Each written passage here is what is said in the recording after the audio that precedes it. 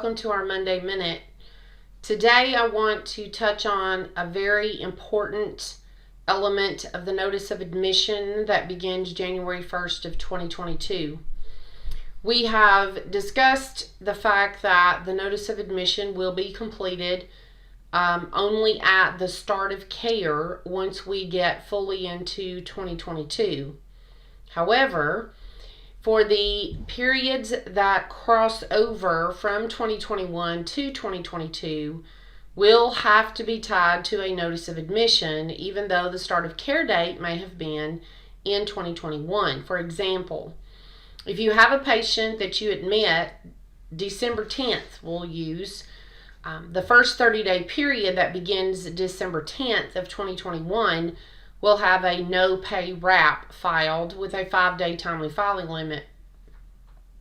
If you then have a subsequent 30-day payment period that begins in January from that start of care, which would be the second 30-day period, and it will begin approximately January 11th.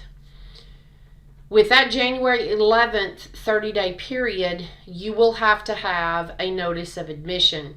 No, it is not a start of care, but it does have to be filed within 5 days of the first day of that 30-day period. And that notice of admission, you will have to use an artificial start date.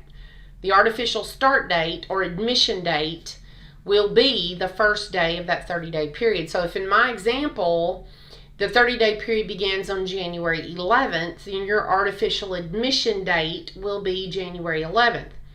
Now, some of you are thinking, she's told us this before. Why are we talking about this again? Well, first of all, we've only talked about it before. It hasn't been implemented yet. But most importantly, I'm here today to help you face the reality that many of the software EMR systems that you are producing your billing in and will be producing notice of admissions in is not going to deal with these crossover periods. In other words, EMR systems like WellSky has already admitted and told all their clients that they are not going to be producing the crossover notice of admission, that agencies will have to key them directly into the DDE system, the direct data entry system. In the content of this minute today, we are going to give you a link to the cgsmedicare.com website where they have provided a detail listing, job aid is really the word, that gives you step by step on how to key these notice of admissions directly into the direct data entry system. One key element here is making sure that someone on your staff actually has an active DDE login so that they can key those notice of admissions directly into the DDE system. I cannot confirm for sure which software systems are going to be ready and which are not. The only one I can confirm is not going to do the crossover 30-day periods is WellSky.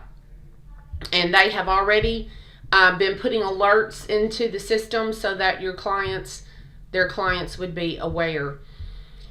So we hope that this helps initiate the urgency of ensuring that you have someone within your organization that has direct access to the DDE system with an active login, so that even if your EMR system does handle these transitional NOAs, there still could be the period of time that you have an NOA that is going to be late and you need to key it into the system to prohibit that.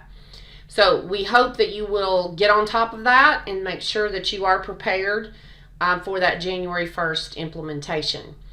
Thank you again for joining us today. We hope you have a fantastic week, and we hope that you are looking forward to the coming holiday where you hopefully will be able to celebrate very handily with friends and family. We also never want to go without encouraging you to support your state and national home care and hospice associations, and thanking the people that are working on the front lines during this continuing pandemic.